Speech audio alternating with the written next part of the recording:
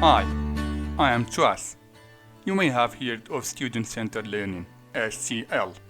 Okay, I assume that you have. It's a very different approach to the traditional one. It focused on learning rather than teaching, as the students, learners, are in the core of the process. There are many requirements that a transition from the traditional approach of teaching to student-centered approach require. Of course, we cannot cover all the requirements in a short video like this, as it demands attention to every single detail. Here, I with my colleagues are going to cover the physical aspect, more specifically talking about 12 ways to customize or upgrade classroom design to fulfill the needs and parameters of student-centered learning approach. Actually, these points are a conclusion of an interview by Jennifer Gonzalez with the expert Bob Dylan, the co-author of the book titled The Space, A Guide for Educators. Before we begin, I would like to introduce my colleagues who have worked and participated to prepare this presentation. Mohammed. Hi dears. Ali. Hi. Sheelan. Hello. Karez. Hello everyone.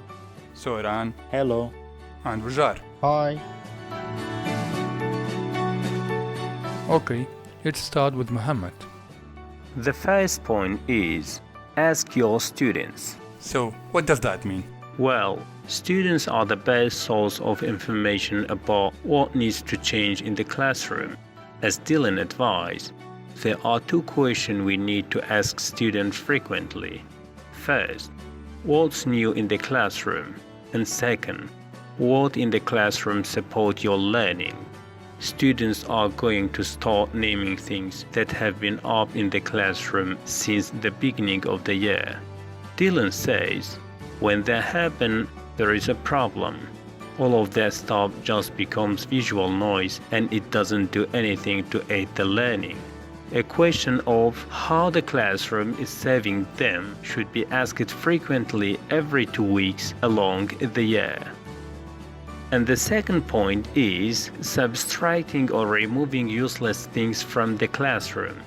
One of the simplest changes we can make in our classroom is to take things out that may make students visually exhausted while we are asking them to intellectually engage. It will give the classroom some space and breathe. Good. Ali, it's your turn now. I'm going to explain the third and fourth point. The third point, flexible setting doesn't have to mean the new furniture, hockey stall and beanbags. Using the furniture you have right now, you can still create a different sitting option and give the student choice. Having the variety of the arrangement of the desk in the class and then giving the learner choice where they like to be in the classroom and giving them to feeling of the owning the class and trust. The fourth point, consider of the parameter according to the guideline. When we think about the learner space design, we go directly to the furniture. We go directly to the flower plant of the room, but we never think about the parameter. How are the walls and every inch of your walls, either supporting or distraction from the learner? Do we really need the poster? How do we meet the poster? Everything really accessible. The wall of the room and another piece of the puzzle that usually don't take money to add it to it. Thank you. Good. Sheelan, what do you have to add? I will explain 2 points. Reduce teachers' footprint and create spaces for collaboration, as they have a great impact on an effective teaching process in student-centered learning approach. Reduce teachers' footprint. One way to free up more space is to minimize or eliminate our teacher workspace. This will include getting rid of the teachers' desks. According to Dylan, we have to reduce our own footprint in a classroom, whether that's pushing our desks up against the wall or letting kids know that they have access to all the square footage in the room. All of these things begin to really transform what classroom can be. So when rethinking about designing the classroom, look for ways to create spaces for collaboration. Point number 6, create spaces for collaboration. Desks in row are fine if all we want to do is feed information to students and have them spit it back out. But a 21st century education demands more from us.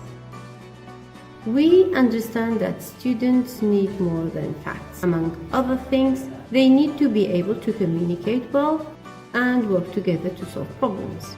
Our classrooms need to reflect that. So when rethinking about our classroom design, look for ways to make more of these collaborative spaces possible. Thank you. Karez, I think your points are somehow on the idea of creation. Go on, please. Thank you, Chwas. My point is about creating space for creation, which is, I think, it's the seventh point. Classroom where project-based learning and design thinking are taking the place of raw memorization need space, where students can sketch, build, make, and prototype. That kind of work requires clear surface and centers where students can access all kinds of materials, not just a typical school applies. Another consideration is where to store work in progress.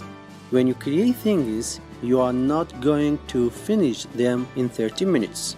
Dylan reminds us you have to have a place to store them or put them away. Interesting. Yeah, thank you. Another point is create writable space. One specific type of space for creation and collaboration is what Dylan and her call a writable space for students, not for teachers. Handing over more of your existing boards is a great start, but you can add more Writable space. by purchasing inexpensive personal dry erase board, a freestanding dry erase easel, or by making your own whiteboard tables, etc. Thank you. Soran, what about yours? Create spaces for quiet. Quiet. Yeah, students need quiet moments in their life. A good learning space designed first and foremost cares for students and takes care of their needs so that then learning can really happen. Setting aside quiet space in a crowded classroom can be a huge challenge. But Dylan says doing this successfully is more about classroom norms than space. Space for quiet don't have to look fancy, they are just the norm in the space. Create spaces to showcase learning means documenting and displaying the learning process, not just finished products. Teachers are advised to keep looking for ways to display student learning in their classrooms. Sometimes that can be an ongoing list of ideas surrounding a central question. Dylan explains that can look like pictures of kids walking in classrooms that are up where folks are putting sticky notes on those, either praising what's going on or asking questions. But all of it showcases that learning is messy. We are in a process, we are in a growth process. And finally, Wzhar, I think you have 2 more points to add. Yes. Narrow your color palette is point number 11. Designing a learning space isn't the same thing as decorating it when our spaces are put together without an understanding of what works best for learning. Dylan says you have classrooms that look like a bag of Skittles. Rather than fill your classroom with lots of colors, try to narrow your color palette to 3 main colors. One neutral, a kind of base color, whether that's some sort of tan or some sort of gray. And 2 accent colors, colors that can really kind of pop. Doing this will reduce visual noise and allow students to focus better. Making this kind of change doesn't happen overnight.